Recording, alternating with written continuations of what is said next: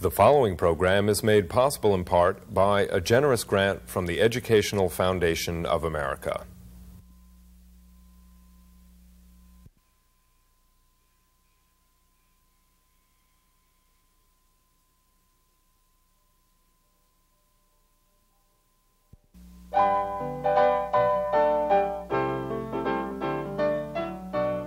City University Television. In association with the Center for Advanced Study in Theater Arts.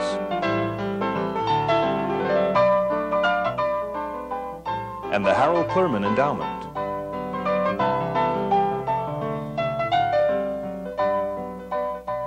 Presents Spotlight.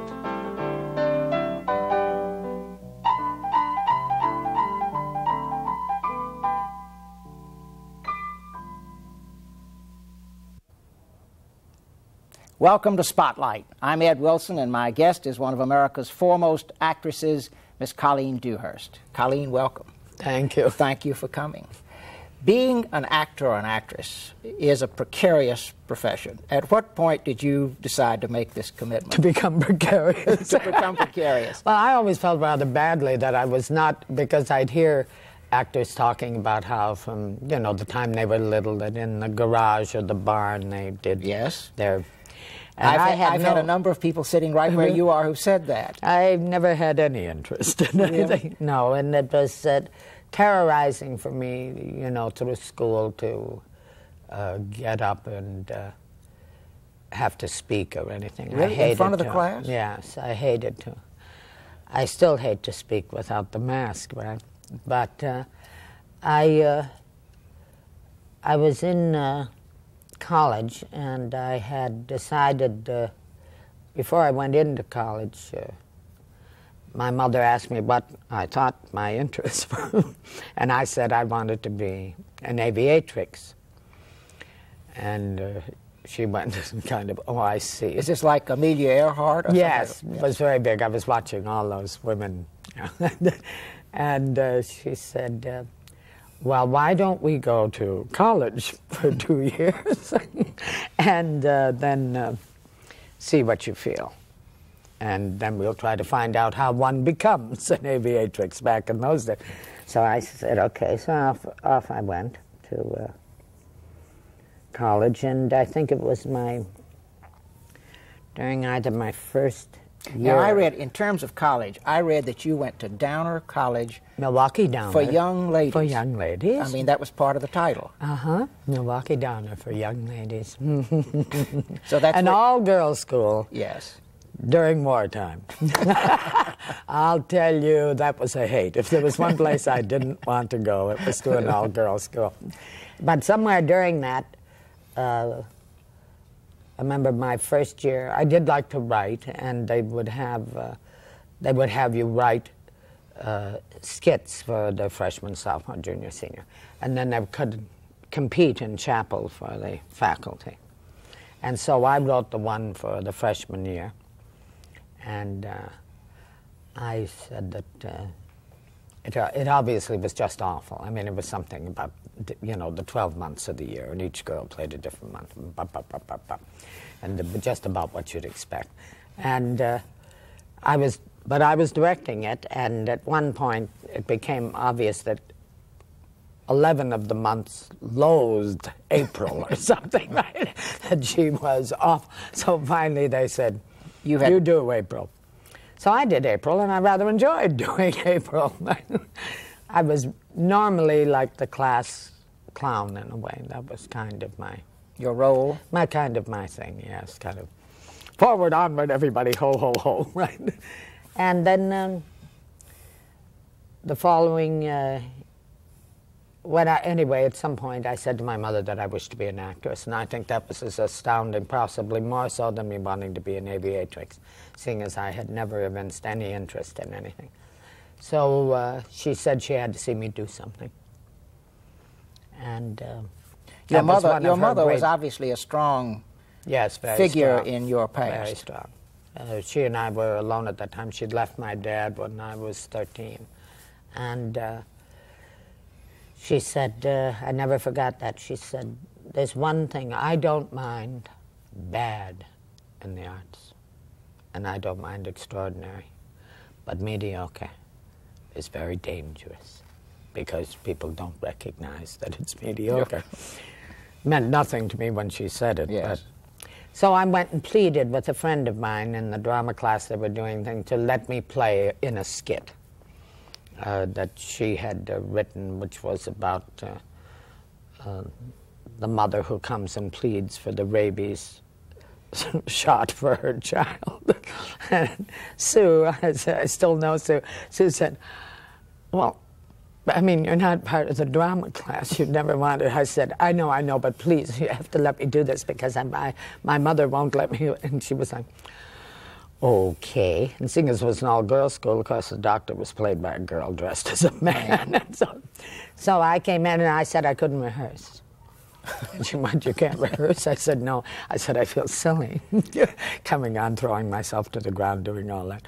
So she went along with it. And so that night in chapel, when all the mothers and dads came, I raced onto the stage and threw myself to the floor and pleaded with. And so when I came home afterwards, she was just sitting there in the living room, and I was afraid, and she kind of, she said, well, all right, let's see where. So she had accepted it at that point? Yes, to where you go. And so then you came, did you come to New York then? yeah, she found an ad for the American Academy, and I was leaving school, but I was going to go right that following fall. But when I came home one day and she was sitting there. I remember it was in June sometime. We had already flown in. I'd done my audition. So you must have passed your audition then. Yes, well, I found out when I really got to the school, everybody passed. Get them in, get them in. But at the time, that seemed wonderful and terrific. And but I came home one day, and my mother was rather just sitting, looking at me. So she said, "You received your marks today." Is this from Downer? Mm-hmm. And I said, so who cared? I mean, everybody knew I was leaving. And anyway, they weren't good. I mean, I got what, like a lot of kids, I got what I liked, yes, and the rest, the sciences and everything. And I said, well, you know, who cared, something. She said, I also have a letter from the president. And she said, I will read it to you. And it said, Dear Mrs. Dewhurst, etc., that she understood that my mother was sending me to New York to study, and that she wished to say, in those days you never repeated an IQ. An IQ, so my mother jumped that. She said, you know, because the president said no. But really what it added up to was supposedly I was not working to the full potential, and that I seemed... You had a higher IQ than your grades indicated. Well, yes, that thing we say now, or that they say to you about your children, right, you know, and not working to their... potential. And that I seemed to think that life was a joke. And that she had a suggestion to make. And that was that my mother see that I went to work for 1 year to find out how much it costs for an education, and to find out how far you could get on a 2-year liberal arts education. And I kind of laughed, right? And then she said, and she goes on to say that although she knows you are leaving the college, you have now been formally asked to leave.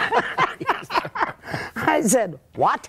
She said, I think, dear, you've just been kicked out of college.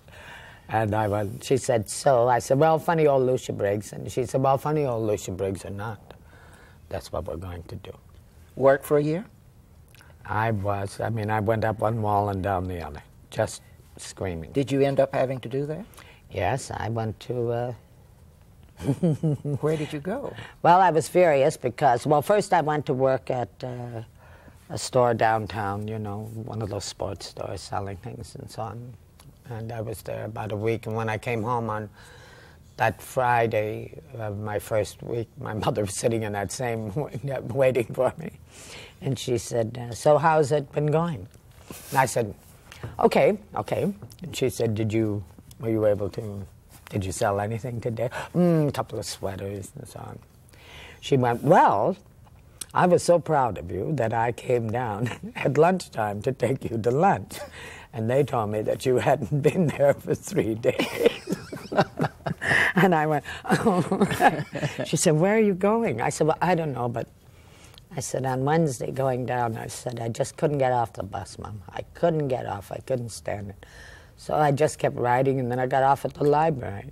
And she said, and you've been, I said, so I've been just right. I said, I was going to tell you tonight anyway. So finally what I did was I had a friend who lived in Gary, Indiana, had a job down there. And I decided to leave town. So I went down there, and it was true. You couldn't get a job.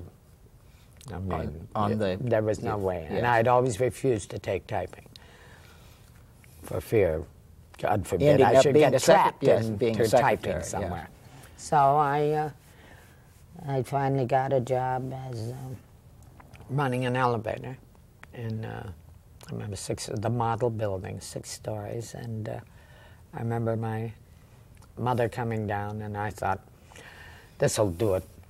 I mean, she'll seeing you run an elevator, she'll push me off this, right? This isn't, I'm not getting any education here. So she got on the elevator, and we rode up to the 6th floor, where I let various people off along the way, and then let them off coming down. But when we got down, they all got off, and I could hear my mother in the back just, and I went, why are you laughing? She said, darling, you have managed to hit 1 floor all the way up or all the way down. And I was like, not funny, but I thought, okay. So then she stopped, and then as she got off, I always liked it when she came to town anywhere because it meant I ate. Right. She'd take me somewhere and feed me. And she said, I'm very proud of you, Colleen. And I knew I was on that elevator. And I knew that she was quite right. I mean, I learned something, that there was no gradation in her mind of employment. It was just... You did a good job. You do your work. Right. You know, but you eventually got to New York. Yes, and to the American Academy. And to the American Academy the following year. And so you studied there, and then you studied with Harold Clurman. Yes. Who great taught teacher at the City University, and who was a great acting teacher and director and critic, wonderful. I should say, one of our best critic maybe in many ways. Yes, because he knew what criticism, funny, I just wrote something about him. He knew what criticism was, unlike the era that we seem to be in now. And he behaved like a man who went to the theater because he loved it and was disappointed. When it didn't work. That it didn't work. And was sorry that it didn't work. And felt no need to lash out more than to say why it didn't work. To analyze it. Yes, and I remembered that I had never read reviews, and someone just said that Harold, the one review Harold had of me said something about, I don't know what it was for, just said that Colleen Dewhurst was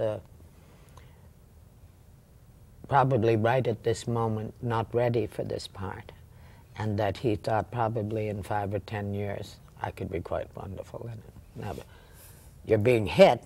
You're told but you're that, being also given the benefit of the doubt and given encouragement, really. You're not told that you're this, it's that, or hopeless. the other. Yes. And we've seemed to have moved into an arena of, I mean, first of all, that we go after the playwright and we slash him to pieces, even though there may be, I mean, it only takes a little paragraph to say that there was a scene in there in which I'll be looking forward to Mr. or Mrs.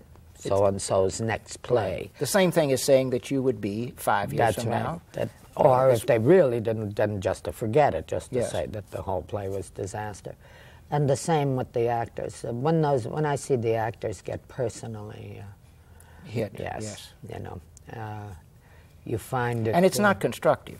No, it is not constructive. I don't think they have any idea of how horrifying it is. Joe once told me a wonderful story when I think I was down there doing my Gene, and we were talking about Joe Papp. Joseph Papp, yes, at the and Public Theater. I said, we were talking about something about John Simon came up. And He said, you know, it was most peculiar one time, Colleen. He said, I lost control of myself. I saw him somewhere and pushed him against the wall and said, how can you do that? How can you write about this and that? And he said, and absolutely straight, he said, it wasn't like, honey, he just said to me, Joe, they're just words. As if they didn't hurt. And I went, what? He said, they're just words, Colleen. That's what you could say about Shakespeare. Yes, just that's words. Right. They're just words. I mean, people have been known to go away for months after getting attacked by certain critics. Just, yes, absolutely. Unable to get up and face it again. You mentioned Joseph Papp, and in your early years at the New York Shakespeare Festival and the Public Theater, you were in on the very beginning of that, weren't you? Tell me a little bit about the start of the New York Shakespeare Festival and your own work in it in those early days. Well, it was I was in Clurman's class, and Joe's then wife, Peggy Banyan, was in the class. And I was living over here on West 50th, between 9th and 10th, in this cold water flat that I couldn't have been happier to have finally gotten for $26 a month. And I got a call one day, and this voice came on and said, Colleen Dewhurst? I said, yes. He said, my name's Joe Papp. And he said, my wife is in a class with you with Harold Clemens. I said, Peggy Bannon. I said, oh, yes, yes. And he said, I was kind of, and he said, I'm going to start a company. You had not heard of him at that point, yes. He said, I'm going to start a company. I want to start a company. He said, with Shakespeare for the people, something that is free and available. And I was like, I mean, did I care? I just want to know, does this man have a job for me? What are we talking about? And then he said, I'm thinking about Romeo and Juliet. I'd like to have you come in and see me about Juliet. And I went, have you ever actually seen me? And he said, no. And I said, Mr. Papp, I couldn't do Juliet when I was 13. I said, and he said, well, you know, Joe, it's like, let me be the decider. That's right. So I went down, and of course, was in a small church down there on 6th Street, and East 6th Street. I think it was Emmanuel. And what I ended up doing down there was the Titus Andronicus. I played the Tamara, the queen of the gods, right, who killed everybody and that came near her, and then ended up being punished by eating her 2 sons in a pie at the end. Yes. Right? I mean, I thought, not quite Juliet. I looked back and said, obviously this was where I was going. And but you played Cleopatra at one point, didn't you? In that? Yes, because after I had done 1 or 2 down there, then I was very excited because I got a job with Edward Everett Horton to go out on the road. And I went out on the road, and I was in some town in Pennsylvania during the summer. And I got a call from Joe. I couldn't believe Joe. Joe, I realized, can find you anywhere you are. And he came on and he said, honey, we just did Julius Caesar outdoors. That was our first time, right down at East River Drive. Just did Julius Caesar. It's great. It's wonderful. The place is packed every night. He said, but nobody comes who is from, none of the critics will come, nobody, He said, and he said, what I want to do next is I want to do Taming of the Shrew. And you're my Kate, so will you come back home and do it? And I went, yes. When I told her, I went, you're going to go back to work in some park for nothing? I said, and J.D. Cannon. So you left the tour then? Yes, I left. But he let me finish up what I was doing there. And so I went back, and that was really the breakthrough for me, was with Joseph, because one night, it was a group that I will never see again that came there. They were all from the Lower East Side. You're speaking of the audience now. Yes. It was, I think, like probably theater was in Shakespeare's time, where we came on in that at night. We'd come on, and the people would yell from the audience. They would yell at they would yell at Jack when he'd turn his back, something, they'd go, "Look out! Here she comes! Look out!" And we went on. They laughed, they roared, and I remember, I never forgot one night I thought, talk about a house knowing, a lot of them were there. We had every color, every possible group was there. Some of them were there with portfolios because they were trying to learn English. We just had, I mean, it was mobbed. But every possible and ethnic free, and racial everything. group? Yes. And one night I thought, oh, they've got, because it was when he finally gets to her, and he has finally dumped her down on the cement. We're playing on the cement. He's dumped me down on the cement. And it's quiet for a minute, and he starts to speak again about taming the shrew. And suddenly, from way in the back, you hear this guy yell out, "Ah, give her a pillow, come on."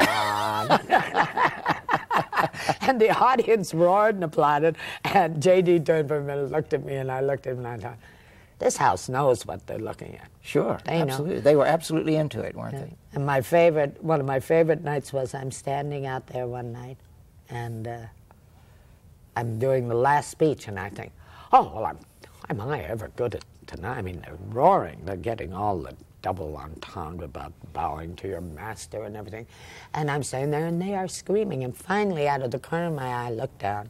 There's a little boy about 4 years old standing there. It's a hot summer, right? And he has only a T-shirt on. He's just standing beside me. And I looked at him, and he looked at me, and that audience was here. So finally, I just went,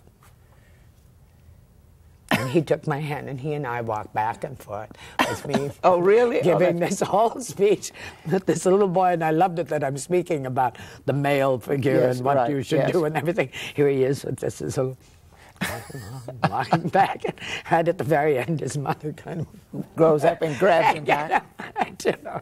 But I mean, I will never have that experience again. Everything happened, you know, and then. Well, for one thing, you had to be on your toes all the time because you never knew how they were going to respond. No, and they were reacting to you viscerally at once. Yes, at once, and they understood it once. In other words, that what used to be the rough edge of Shakespeare, I'm sure, really a rough edge instead of a kind of looking at it like it's now great literature. That's right. You know, it's not Oedipus Rex. And we did it very roughly. We did it as a rough, I mean... Well, Taming of the Shrew lends itself to that, yes, for one it's thing. wonderful. Yes. And we all, you know, the costumes were being made by anybody who was around there. I mean, you borrowed or grabbed or anything. Did that production attract attention? Yes, because what happened was that we were there, maybe 2 weeks, and there was this same group kept coming. And then one night, Arthur Gelb and his wife, Barbara Gelb, from the New York Times. I think Arthur then was like a third string, fourth string critic. One summer night, they had nothing to do, and they were walking around, and Joe had just kept sending out, asking, pleading for people to come. And they showed up there, and it poured rain immediately after the wooing scene. And suddenly this man appeared in this big, huge thing that backed it up where we got dressed and everything. And his attitude was kind of, came out, and he said, "Who are you? Where did you all come from? Who's running this?" And Joe began to speak to him. Well, he sent Brooks down. Brooks Atkinson, who was the chief critic of the New York Times at that point. And that was the ball game. From there on in, we rolled. He gave you a good review, in other words. Yes, Brooks Atkinson, yes, a wonderful review. And Arthur had given us a wonderful review going right through and up to the wooing scene. And so I thought, well, that's it. I mean, this is when it happens now. I mean, now I'm on my way, right? Which I followed immediately by two. I got the agent I wanted at once, Jane Broder, who was I'd wanted her from the time I came to New York. Taught me great morality about the theater. She was quite wonderful. How many years was that after you had first come to New York, that Taming of the Shrew? 3, Probably 4? about, no. Longer? 12. 12 years? 13. Do you mean, so you were acting all that time? Because you were acting, you were busy, weren't you? Summer stock. What? Summer stock. Summer stock? That was it. All those years, those 10 or 12 years? Do you God remember for what year summer that stock. was that you did The Taming of the Shrew? I have to come back to where... It's funny because I'm writing this thing, and if I don't get it finished written, I'm going to be sued. They waited 15 years. I tell you, I see it here. What do you have? 1956. No, 56. And then that's when I began to roll, and in 1956, I would have been just a minute.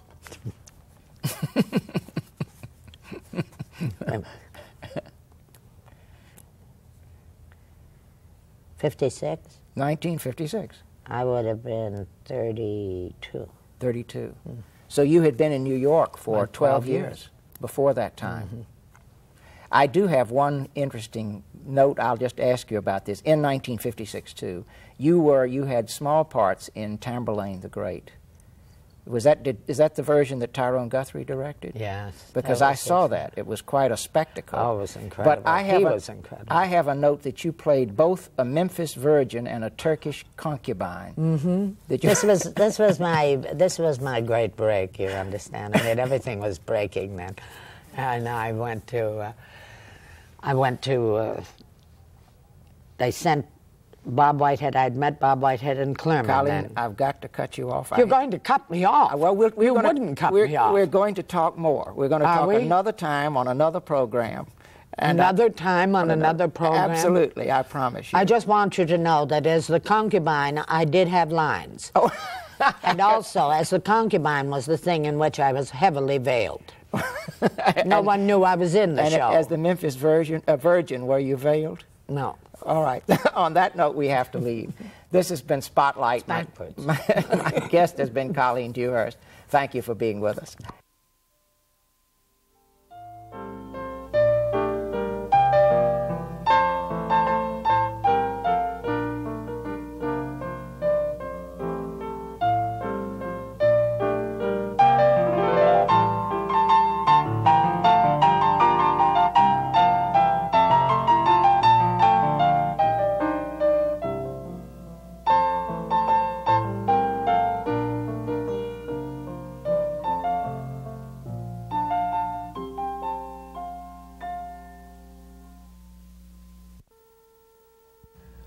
The preceding program was made possible in part by a generous grant from the Educational Foundation of America.